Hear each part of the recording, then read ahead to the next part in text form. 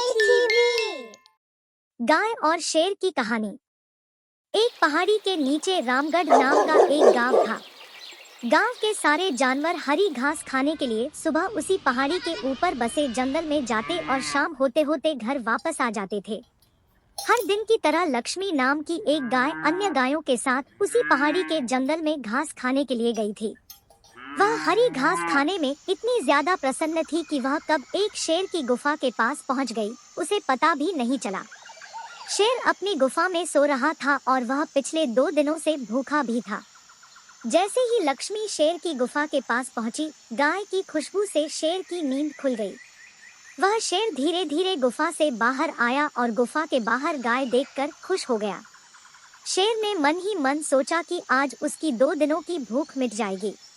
वह इस तंदुरुस्त गाय का ताज़ा मांस खाएगा और यह सोचकर उसने एक तेज दहाड़ लगाई। लक्ष्मी शेर की दहाड़ सुनकर डर गई। जब उसने अपने आसपास देखा तो वहां दूर दूर तक उसको कोई भी दूसरी गाय नहीं दिखी। जब वह हिम्मत करके पीछे मुड़ी तो उसे सामने शेर खड़ा हुआ दिखाई दिया। उस शेर ने लक्ष्मी को देखकर फिर से दहाड़ लगाई और लक्ष्मी से कहा, मुझे 2 दिनों से कोई शिकार नहीं मिल रहा था, मैं भूखा था। शायद इसलिए भगवान ने मेरा पेट भरने के लिए तुझे मेरे यहाँ पर भेजा है। आज मैं तुझे खाकर अपनी भूख मिटा लूंगा। शेर की बात सुनकर लक्ष्मी डर जाती है। वह रोते हुए शेर से कहती है, मुझे जाने दो, मुझे मत खाओ। मेरा एक छोटा बच्चा है जो अभी सिर्फ मेरा ही दूध पीता है और उसे घास खाना अभी तक नहीं आया है। लक्ष्मी की बात सुनकर शेर हंसते हुए कहता है, तो क्या मैं अपने हाथ में आए शिकार को ऐसे ही जाने दूं? मैं तो आज तुझे खाकर अपनी 2 दिनों की भूख मिटाऊंगा। शेर के ऐसा कहने पर लक्ष्मी उसके सामने रोने लगी और विनती करते हुए कहती है कि आज मुझे जाने दो। मैं आज अपने बछड़े को आखिरी बार दूध पिला दूंगी और उसे बहुत सारा प्यार करके कल सुबह होते ही तुम्हारे पास आ जाऊंगी। फिर तुम मुझे खा लेना और अपना भूखा पेट भर लेना। शेर लक्ष्मी की यह बात मान जाता है और धमकी देते हुए कहता है कि अगर कल तू नहीं आए तो मैं तेरे गांव आऊंगा, फिर तुझे और तेरे बेटे दोनों को खा जाऊंगा।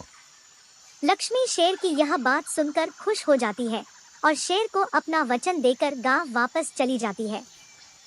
तो क्या लगता है बच्चों आपको?